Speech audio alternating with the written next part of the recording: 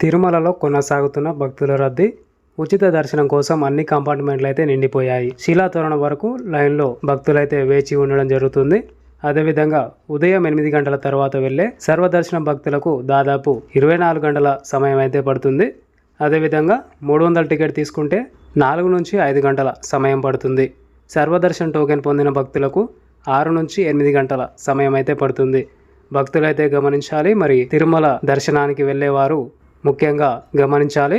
నిన్న స్వామివారిని దర్శించుకున్న భక్తుల సంఖ్య 67,722 మంది భక్తులు. అదేవిధంగా 36,705 మంది భక్తులు నిన్న స్వామివారికి తలనీలాలు అయితే సమర్పించుకోవడం జరిగింది. అదేవిధంగా హుండీ ఆదాయం చూసుకున్నట్లయితే 3.45 కోట్లు రావడం జరిగిందని టీటీడీ అధిష్టానం అయితే చెప్పడం జరిగింది.